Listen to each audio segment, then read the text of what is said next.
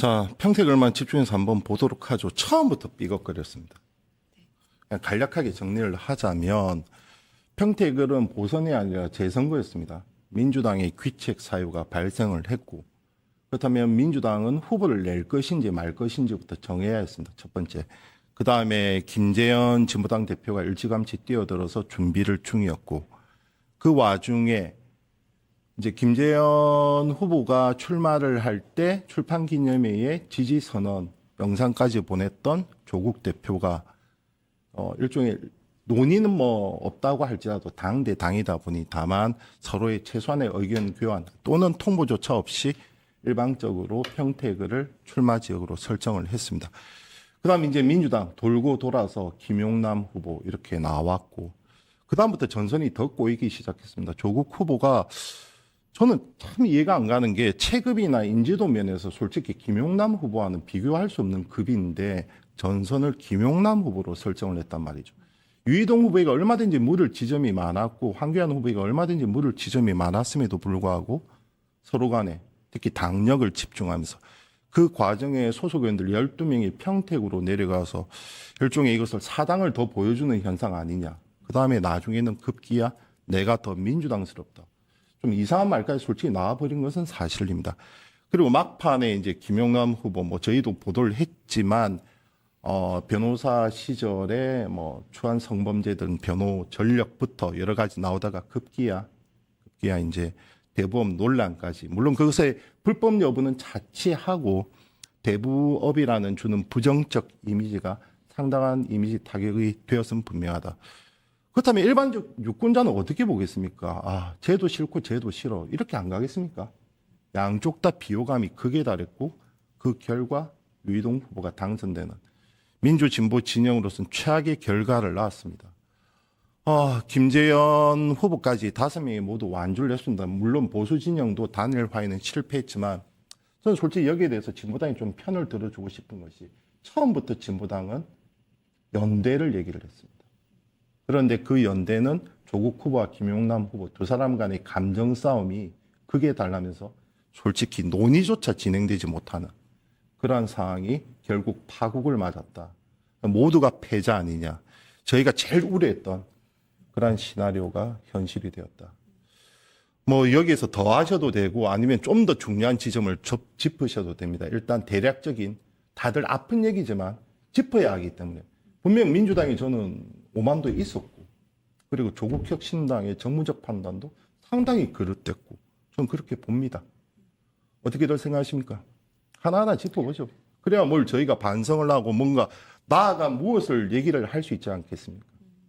일단 뭐 말씀하신 부분들 정말 상당 부분 공감하고 뼈아픈 지점이라고 생각을 합니다. 전략적인 오류도 있었던 것 같고, 근데 한 가지 아까 말씀하셨던 것 중에 이제 12명의 국회의원이 다 평택에 내려갔다라고 하는 부분에 있어서는 오히려 비례 정당이기 때문에 어떠한 특정 지역구가 없어서 이 지역구를 더 신경 써서 예산이나 이런저런 것들, 입법이나, 왜냐면은 특별법을 상시법으로 이렇게 전환하는 것도 조국혁신당이 발의했잖아요.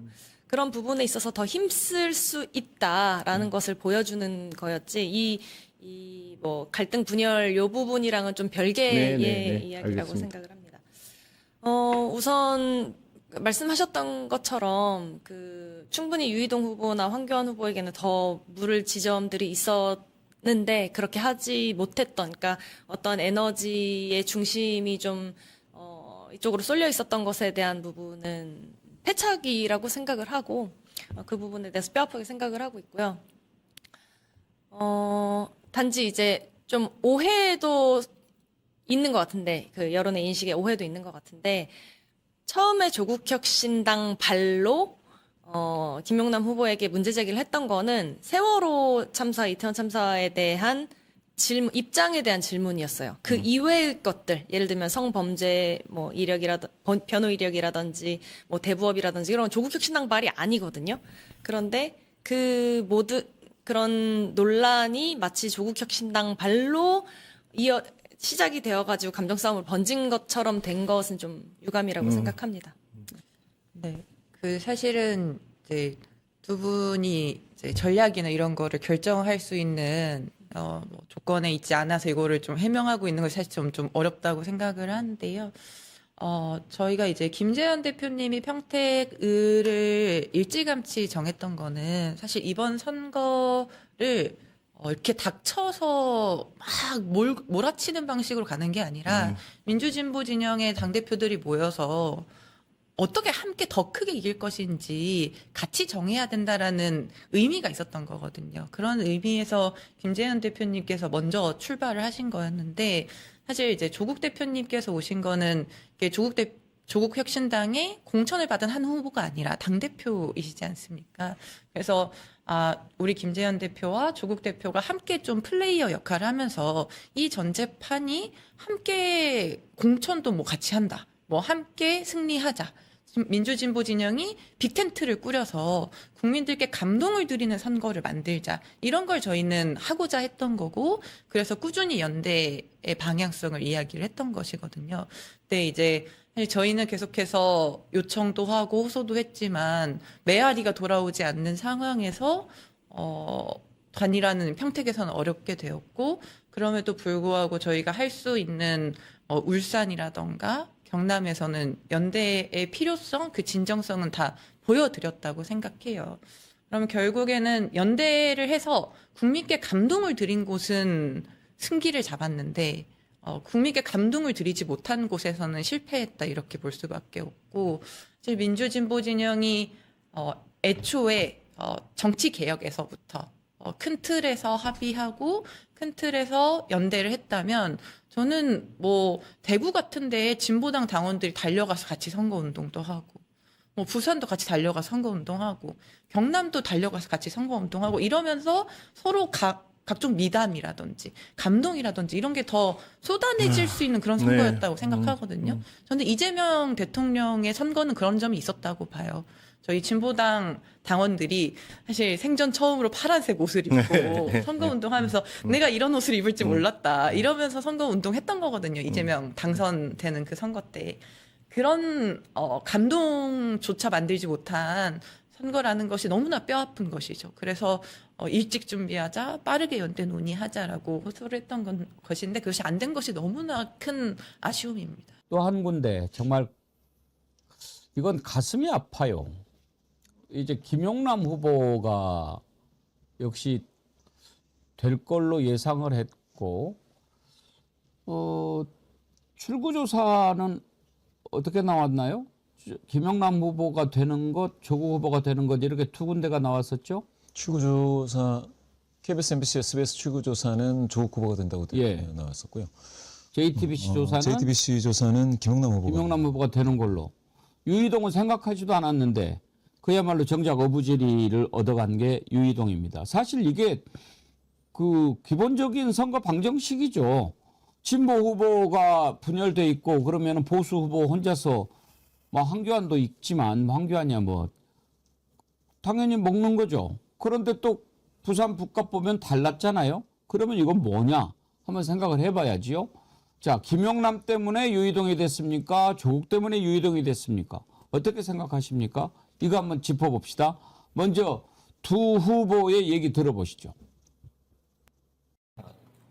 제가 선거전을 시작하면서부터 네거티브 없는 깨끗한 선거로 이기겠다고 했는데 여기서 좀 성공을 했더라면 우리나라 정치 풍토가 좀 바뀔 수 있는 계기가 될 수 있었을 텐데 그러질 못했습니다. 그런 면에 있어서는 대단히 아쉽고 참 지금 생각해 보면 글쎄 누구 잘잘못을 따지는 것보다는 제가 부족함이 많아서 더 좋은 성과를 못 보여드렸다는 것에 대해서만 죄송스러운 말씀만 드리겠습니다. 네. 존경하는 평택 시민 여러분, 그리고 국민 여러분, 이번 6월 선거의 최우선 과제는 국힘 제로의 실현이었습니다. 전국적으로 큰 의미 있는 성과가 있었지만 평택에서는 그 명령을 완수하지 못했습니다. 다 저의 부족함이고 다 저의 책임입니다. 그럼에도 우리는 국민 주권 정부의 성공이라는 바다를 향해 지치지 않고 함께 흘러가야 합니다. 선거 결과를 겸허히 받아들입니다. 제가 모자라 기대에 부응하지 못했습니다. 이번 결과는 저 조국의 실패이지 여러분들께서 저에게 투영했던 비전과 가치가 틀린 것은 아니라 생각합니다. 평택으로 모였던 절실한 마음들 나침반으로 삼고 걷겠습니다. 감사합니다. 자, 이제 조국은 앞으로 어떻게 될 것인가? 그리고 또 다른 사람들의 정치적 미래는 어떻게 될 것인가? 이것은 내일 따져보기로 하겠습니다. 오늘은 일단 분석을 좀 해봅시다.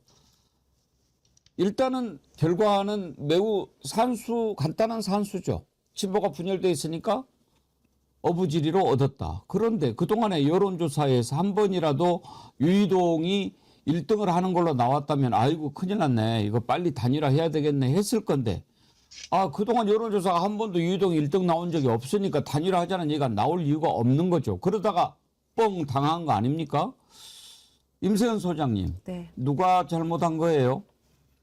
여기서 뭐 누구의 잘잘못을 따지는 거는 뭐 좀 무의미해 보이고 어쨌든 모두가 다 책임이 있는 것이죠. 이건 누구 한 명이 100% 잘못했다가 아니라 약간의 조금씩 다 책임이 저는 있는 거라고 생각하고 뭐 저희 민주당은 어쨌든 민주당의 후보를 배출을 했고 동천을 했기 때문에 그 공천이 승리하기 위해서 여러 가지로 노력을 했지만 그 노력이 좀 부족했다라고 생각이 들고 또 어디저기서는 뭐 후보가 뭐 이런저런 문제가 있었던 거 아니냐라고 하지만 그 문제 있었던 것도 인정합니다. 그리고 당에서도 그런 부분에 대해서 소명 절차를 시스템에 의해서 거쳤고 그런 것이 해결이 됐기 때문에 저희는 민주당은 어쨌든 우리가 공천한 후보에 대해서 여러 가지 지도부를 비롯해서 노력을 했었지만 그 노력이 좀 부족했던 것 같고요. 또 뭐 저는 여기서 누가 먼저 시작했고 이런 얘기를 굳이 따지지 않겠습니다. 그런 것 자체가 저희 또 민주 진보 진영을 어떻게 보면 분열을 만들고 그런 실망하는 포인트라고 또 생각이 들고 사실 과열됐던 건 맞습니다. 우리가 유이동 후보가 과열된 게 아니라 어떻게 보면은 한 배를 탔었던 대선 때까지는 한 배를 탔었던 사람들과의 그 과열 양상이 어떻게 보면 민주진보 진영과 이재명 정부 성공을 바라는 지지자들 입장에서는 그 자체가 너무 실망스러웠다고 저는 생각이 들어요. 평택을에 있는 투표율을 보면 투표율이 낮습니다. 다른 지역보다. 그 이유는 저는 투표를 하려고 노력했던 유이동 후보 쪽은 그게 어떻게 보면 효과를 크게 발휘한 것이고 투표를 포기했던 민주진보 진영에서는 그게 반감이 된 것이잖아요. 어떻게 보면 여기가 2배가 난 거잖아요. 안 하는 사람이 안 하려는 사람이 하게 되고 우리는 하려는 사람이 포기하게 된 효과. 그게 이번에 선거 결과로 나온 것이라 보고 정말 가장 최악의 결과가 저는 평택을에서 나왔다고 그렇죠. 생각합니다. 아픈 이야기 해봅시다. 정필승 변호사님. 지금 저긴 정말로 속상한 게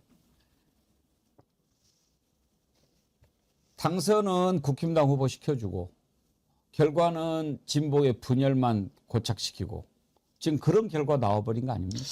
그러니까 뭐 저는 계속 기회 있을 때마다 여러 차례 이야기했는데 원래 권력의 속성이라는 게 전쟁이 끝나면 대의 명분은 사라지고 농공행상만 남는 법이고 태조 이성계가 나라를 세웠는데 고려의 잔재가 완전히 사라지기 전에 왕자들끼리 전쟁하는 게 권력의 속성이에요. 그러니까 권력이라는 건 본래 대의 명분이 사라지면 이제부터는 농공행사의 시간이 온 거고 저는 민주당의 가장 큰 문제가 농공행사의 시간이 너무 빨리 왔고 너무 오래 가버렸어요. 그러니까 가장 먼저 불거진 게 조국 혁신당과의 합당 이야기에서 가장 먼저 불거졌다고 생각하는데 뭐 지금 결과를 놔두고 여기에서 누가 잘했는지 잘못했는지 이야기하면 뭐 하겠습니까? 이야기하면 뭐 하겠는데 결국은 이 지금 농공행상을 논하는 과정이 너무 길어지고 그러다 보니까 함께 싸웠던 상대방이 공을 놓고 다투는 상대방이 돼버린 거예요.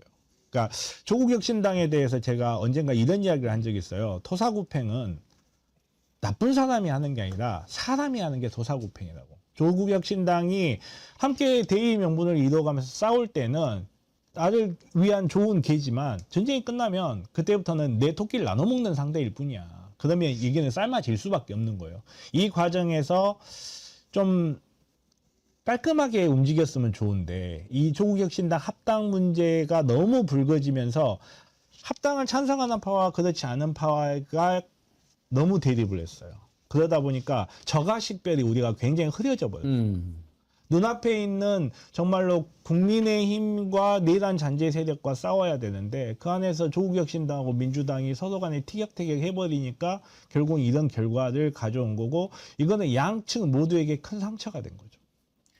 근데 제가 이제 민주당 입장에서 좀 말씀을 드리면 어쨌든 저도 민주당 대변인을 하고 있으니까 우리 당의 공식 입장을 말씀드리면 사실 저희 그 민주당 입장에서는 김용남 후보를 공천했을 때 그분이 이런저런 국민의힘에서 왔었기 때문에 뭐 과거의 발언이라던가 뭐 이런 문제에 대해서 모르지 않았어요.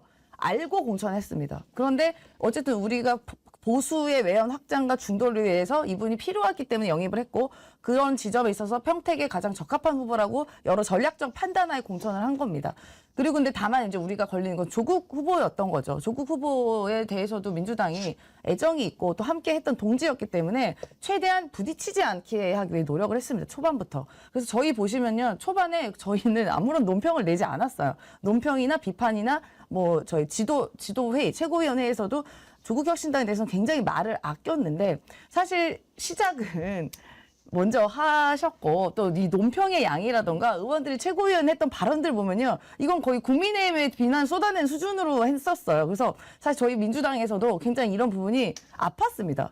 차라리 국민의힘에서 우리를 욕해주면 좋겠는데 그 어떻게 보면 한때 동지였던 쪽에서 우리 민주당 후보와 민주당을 이렇게 자꾸 비난하고 비판하고 또 심지어 민주당보다 더 민주당스러운 후보라고 하니까 저희는 굉장히 당황스러웠거든요. 근데 그런 점이 있어서 저희도 조금 더 강하게 좀 초반에 나갔다던가 해야 되는데 좀 어영부영했던 건 맞는 것 같습니다. 그래서 참다 나중에는 이제 원내 그 대변인이 몇 번 논평 내기도 하고 나중에 조승래 사무총장이 총대를 메고 그 부분에 대해서는 이제 이야기를 했긴 했는데 당원들이나 뭐 안에 내부에서는 그게 좀 늦었다라는 평가도 있습니다.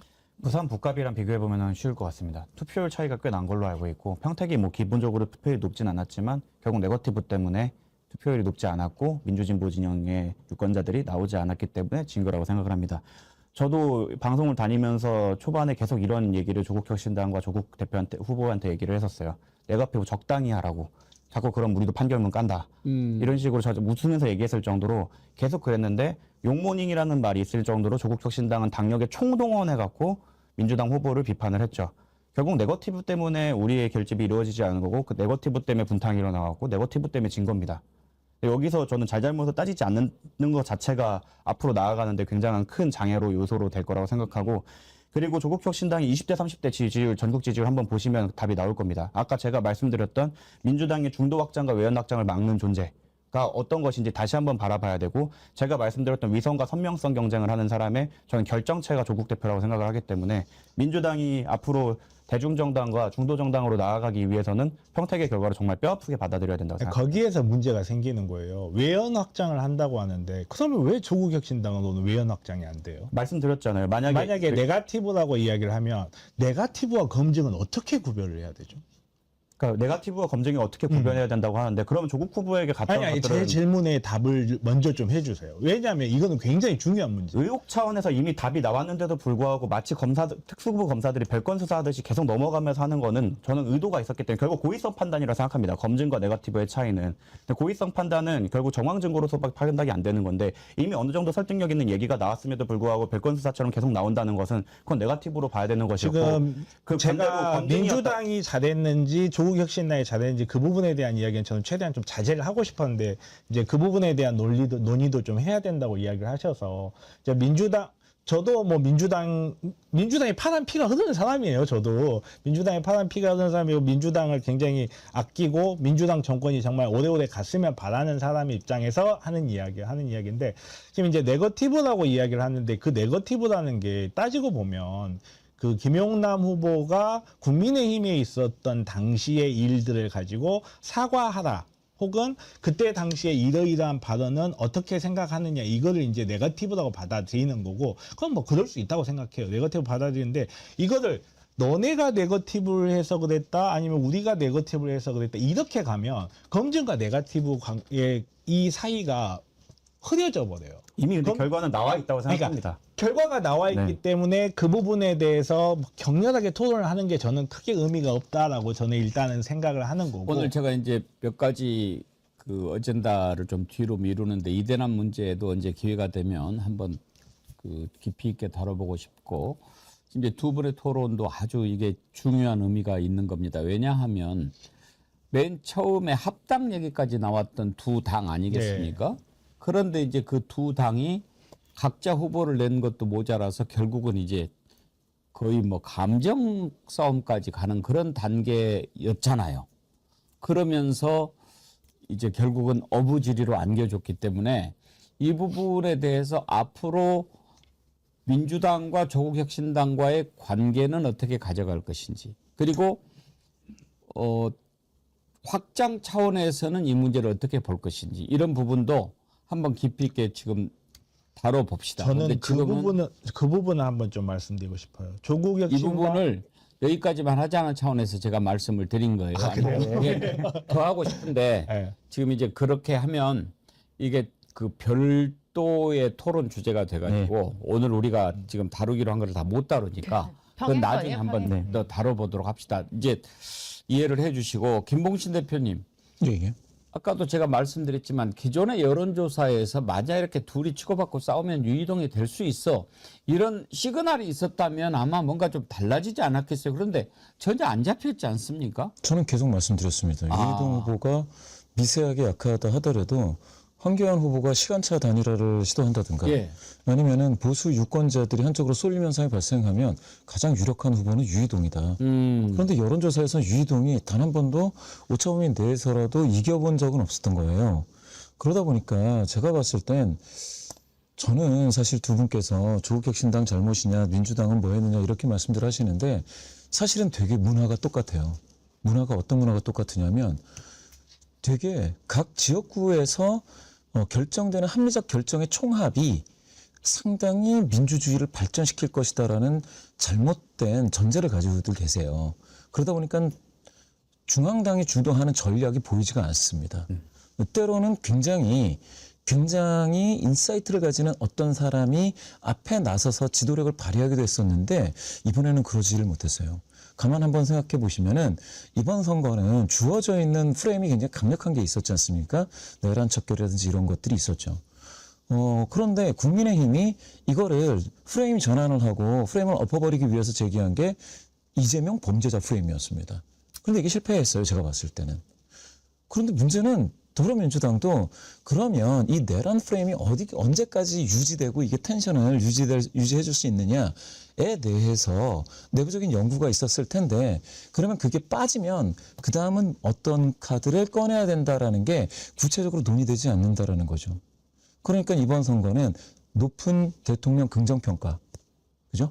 그다음에 두 번째 내란 청산 프레임, 이 두 가지에 과도하게 의존적이었다라고 보게 될 것 같으면 가령 저는 여러분들께 조국혁신당이라든지 진보당과의 관계 설정에 있어서 사실은 이게 각각의 선거구에서 유리한 방향으로 결정이 되면 그 총합은 민주당의 전체가 유리해진다, 이런 일종의 기계적인 진화론 비슷한 거를 가지고 계시지 않고 전체에 압도할 수 있는 전략을 마련해야 된다라는 이러한 지도력을 발휘할 생각을 했으면 상당히 달랐겠다. 그게 만약에 국민들의 시대정신에 맞는 가치의 문제를 건드리고 있었다면 당연히 울산에서 단일화를 하는데, 경남에서 단일화를 하는데 평택을에서 단일화를 못할 리가 없죠. 저는 평택을에서 벌어진 저 난장판. 자, 평택을 싸움이, 이야기로 그럼 자연스럽게 한번 넘어가겠습니다. 저는 저 평택을의 저 두 사람 싸움이, 그러니까 보세요. 지방선거잖아요. 광역자치단체장만 16명을 뽑는 선거인데 선거 한 일주일 정도를 앞두고는 이번 선거의 최대 쟁점이 부산 북구하고 평택을 두 개밖에 없었어요. 서울에서 어떤 선거가 진행되고 있고 경남에서 어떤 선거가 진행되고 있는지 대한민국 국민들이 거의 몰라. 언론에 보도도 안 돼. 사람들의 관심도 없어. 지금 그냥 김용남 조국의 싸움, 그리고 하정우 한동훈의 싸움, 그 두 지역구에서 그냥 싸움만 남았어요. 근데 저는 뭐 부산은 그렇다 치고 저는 평택에서 벌어진 싸움을 보면서 기도 안 찼던 게, 저게 그러니까 조국 후보 같은 경우에는 본인이 당대당 통합을 얘기를 하고 뭐 통합 정치를 얘기하고 그러는 분이 오로지 선거 공간에서 했었던 일은 자기가 통합을 하겠다라고 하는 사람에 대한 네거티브 전략밖에는 없었던 것 같고, 지금 민주당의 김용남 후보 같은 경우에는 여러 가지 평상시에 민주당 같았으면 당연히 후보를 철회하거나 후보를 바꾸거나 뭐 무슨 조치를 취했어도 시원치 않을 비리 의혹이 터졌는데도 불구하고 그거 실드 치고 그냥 갔어요. 그러면서 네. 결국에는 아무도 정리해주지 않고 둘만 남아서 링 위에 심판 없이 두 사람만 올라온 채로 그냥 선거 마지막 날까지 싸우는 모습을 보였는데 네. 그러다 결국에는 이 싸움이 전 전국 판세에 다 영향을 미치지 않았나 저는 그렇게 보고 특히나 평택에서는 평택 같은 경우는 투표율이 유독 낮았습니다. 저는 그 투표율이 유독 낮은 걸 보고 나서 사람들이 이제 질려서 투표를 안 하는구나라고 저는 느꼈어요. 그래서 예. 유이동 후보가 되겠구나. 지금 말씀하셨듯이 유이동 후보는 꽤 합리적인 사람입니다. 제가 볼 때 3명 중에서 정책으로 그러니까 대한민국 국민들이 잘 모르세요. 예. 그 세 분이 평택을 해서 출마를 해서 내놨던 공약 중에 공약을 한번 보시라고요. 저는 공약을 한번 보니까 유이동 후보가 내놓는 교통정책 예. 가장 뛰어납니다. 이게 정당을 다 지우고 나서 보면 예. 유이동 후보가 내고 있는 교통정책이 가장 나아 보여요. 현실화가 가능하다. 아, 그럼요. 예. 그리고 이제 경험이 많으니까 예.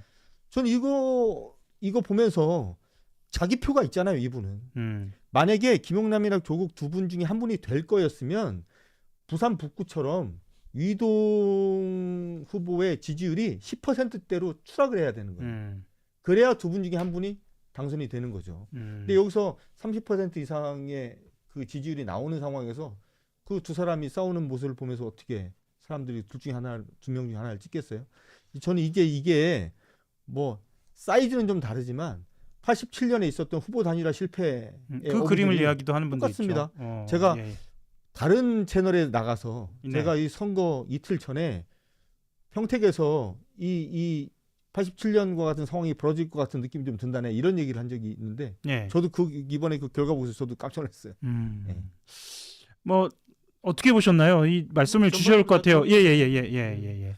그 특히 이제 저 한동훈 굉장히 경계하잖아요. 네. 경계하는 게 이제 왜냐하면 그 사람 정통성이 없는 사람이에요. 네. 윤석열이 달고 흘리고 간 사람. 제가 표현하자면 정체성이 정확하게 그런데 왜 한동훈을 자꾸 때려가지고 키워줘? 그죠? 그 정청래 대표는 거길 왜 가요? 그리고 하정우를 낸 것도 저는 사실 처음부터 좀 못마땅했어요. 평택을 하고 가겠습니다. 부산 북갑은. 그러면 예. 예. 평택 문제는 기자님 이야기가 다 맞아요. 다만 이제 그 기자님은 이제 보편적 객관성을 담보하시는 분이고, 예. 저희는 이제 당적이 있으니까 당파성을 담보해야 되니까. 그렇죠. 당파성이 있는 사람은 이제 민주당에서 내는 후보를 지지할 수밖에 없어요. 이제 그런 측면이 있었다라는 생각이 들고, 저는 그 다양한 경쟁에서도 김용남이나 조국이 당선될 가능성이 있었다고 봅니다. 훨씬 높았다고 실제로 봅니다. 브리핑에서도 그렇게 얘기를 투표율이 했었어요. 높았다면은 가능했다고 보는데. 투표율이 높았다면요. 투표율이 높았다면 가능했다고 보는데 네거티브를 그렇게 하는데 투표율이 높을 수가 없고요. 반대로 평택의 조국하고 부산의 한동훈하고 한번 비교해 볼게요.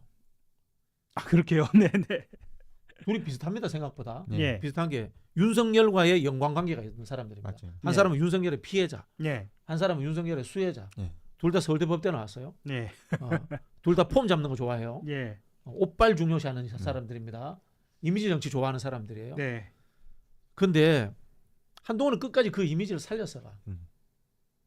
옷발 나는 있지 않습니까? 새로운 머리 까딱까딱하면서 재밌는 그 여성들에게 어필하는 있지 않습니까? 그런 이미지라든가 새로 그 합리적 보수. 예. 조국 대표는 본인 이미지 다 갉아먹었어요. 선한 사람, 피해자. 이게 조국 아닙니까? 그때 김용남 욕을 해. 눈만 뜨면 김용남 욕을 해. 이게 근데 선거판이 제대로 짜여지겠어요? 자기 표를 다 갖고 오겠어요? 우리 선거의 그 핵심이 자기 지지층 불러내기다 하거든요. 네. 이장격단이라고 합니다. 내가 잘하는 걸로 단점을 극복하는 거다. 이렇게 하는데 평소에 기대하지 않던 조국이 툭 튀어나온 거야. 조국 개인의 한 몸에서 개인의 영린이 일어난 거예요. 예. 선한 피해자 조국이 아니라 남을 끊임없이 욕하는 조국이 나와버린 거야. 이게 어떻게 되겠어요? 자, 이게 애초에 브리핑에서 말씀하셨던 그 민주당 당원이나 지지자들을 갈라서 본인의 지지로 이끌어오는 전략하고 네거티브하고는 구분해서 보는 그 거예요. 플러스 알파를 만들 수 있는 게 있단 말이에요. 예. 조국 대통령이 가지고 있는 조국 대표가 가지고 있는 뭔가의 이 장점이 있단 말이에요. 네. 그걸 가지고 플러스 알파를 갖고 그렇죠. 오면 되고 그 속에서 자연히 민주당 표도 뺏어가든지 훔쳐가든지 하면 되는데. 그러니까 복잡하게 얘기 안 해도 조국 대표가 대표직을 사퇴하면서 입장문을 냈잖아요. 네. 입장문의 한 대목을 제가 읽어드릴게요. 저는 범민주 진영이 촛불혁명 이후의 실패와 아픔을 반복하지 않기 위해서는 비전과 가치 중심의 연대와 단결이 반드시 필요하다고 믿어왔다. 이렇게 얘기를 해요. 예. 이거 했으면 돼요. 그러니까 본인이 이번 지방선거에 재보궐선거에 후보자로 나와서 이것만 빼놓고 나머지를 다 했어요. 그래놓고 지금 자기는 이거를 믿어왔다고 얘기를 하고 있는 거예요. 자, 그러면 제가 조금만 보태서 여쭤볼게요. 네. 조국 후보는 일단 대표직을 사임했습니다. 사퇴했고요. 그러면 조국 후보, 조국 전 대표의 미래나 조국혁신당의 앞날은 어떨 거라고 보시는지 뭐 약간 질문이 튀는 경향이 있는데 이것까지 좀 보태서 말씀을 좀 부탁드리겠습니다. 전망까지 할 뭐 주제는 못 되지만 예. 근데 뭐 사실 우리 정치가 보면 한번 쓰러진 사람이 영원히 쓰러지는 경우도 있지만 예. 쓰러졌다 일어났다 쓰러졌다 일어났다 이런 일이 이제 반복되는 사람들도 있고 해서 예. 저는 뭐 이번에 패배로 조국 전 대표가 뭐 정치권에서 사라졌다거나 존재감이 많이 없어졌다거나 정치 미래가 없어졌다거나 저 그렇게 보진 않아요. 예. 상당히 큰 기스가 났고 심지어는 대권 주자 반열에 있다고 다들 믿어왔는데 어쨌든 거기서 이제 실각을 했죠. 예. 동시에 국민의힘에서는 대권 주자가 2명이나 생기는 이제 반대급부가 생겼고, 근데 저는 지금부터 다른 거 할 필요 없어요. 제가 볼 때는 조국 전 대표는 다른 거 없고요. 본인을 돌아보시면 돼요. 지금까지 본인이 정치권에 들어와서 했었던 한 2년여에 했었던 일, 그거 딱 정반대로 하시면 될 것 같습니다. 왜냐하면 이분은 처음부터 뭐라고 얘기를 했냐면 조국혁신당을 만들면서 나는 민주당과 합당하지 않겠다고 얘기를 했어요. 그러면서 민주당이 보수화되는 걸 막겠다. 그래서 왼쪽으로 끌어오겠다. 그리고 동시에 민주당을 중심으로 해서 주변에 있는 정당들을 통합하는데 자기가 어떤 역할을 하겠다. 이런 얘기를 했다. 뭐 쇠빙선이라는 얘기도 했고. 쇠빙선 얘기도 했고요. 그리고 지난번에 올 초인가요? 민주당 발로 통합 논의가 시작됐을 때 어떻게 보면 매우 적극적으로 나서지도 않았어. 예. 민주당이 통합을 제안하면 내가 검토해 볼 수 있다. 한번 논의해 보자. 뭐 이런 정도 스탠스였었어요. 네. 그러면서 본인은 본인이 할 일이 있다고 얘기를 했어. 그런데 이번에 평택에서 후보로 출마해서 선거판이 불리해지니까 통합 얘기를 자기 입으로 꺼내. 자기 본인의 당선이라는 목표를 제외하고 왜 통합 얘기를 지금 이 상태에서 꺼내는지에 대한 아무런 설명이 없어요. 설명이 없다. 아무런 예. 설명이 없이 그냥 갑자기 통합 얘기를 꺼내요. 네. 심지어는 거기는 원래가 본인이 그렇게 열심히 통합의 대상, 연대의 대상으로 얘기했었던 진보당 후보가 예. 오랫동안 표밭을 갈고 있던 곳이었어요. 예. 거기에 나가서 진보당 후보하고의 연대, 통합, 후보 단일화 얘기가 주변에서 나오고 있는 상태에서 느닷없이 민주당하고의 통합을 본인 입으로 꺼내면서 진보당 후보하고의 연대를 본인이 잘랐어요. 제가 볼 때는 그거 나오는 순간 이 선거는 끝난 거예요. 조국 전 대표는 그 말을 꺼내는 순간 이 선거는 포기했다고 저는 봤고, 어쨌든 당은 어떻게 됩니까? 그러니까 제가 볼 때는 예. 지금의 조국혁신당은 예. 조국이라는 한 분을 중심으로 돌아가는 사실상 1인 정당이잖아요. 이번 재보궐 선거에도 본인들이 전국에 240명 넘는 후보들을 내놓은 정당인데, 실제로 그렇습니다. 예. 대중정당인데 예. 이 당 소속되어 있는 10명 넘는 국회의원들이 전부 다 평택에 모여가지고 거기에서 심지어는 뭐라고 얘기를 하냐면 비례대표로 있는 자기 당 국회의원 10몇 명한테 동별로 나눠서 역할을 그렇죠. 지어주겠다라는 예, 이런 예. 이상한 얘기를 해. 저 같은 사람들은 이상하게 받아들여져요. 예. 지금 저러면 안 돼요. 본인들이 전국에 240명 넘는 후보들을 내놓은 정당에서 조국 대표 한 명만 당선되면 자기들은 이번 선거 다른 건 관심 없다라는 식으로 나왔던 이런 정당 문화 바꿔야 되고요. 예. 조국 전 대표는 본인이 지금까지 하셨던 식의 정치 방식 이거 바꿔야 된다. 이거 바꿔야 본인에게는 좀 미래가 있을 것 같다. 평론가님, 저 여기에 조금 보태서 여쭤봐야 할 것 같은데 제가 진도를 너무 많이 빼서 죄송합니다만 합당은 그럼 어떻게 되는 겁니까? 모르겠어요.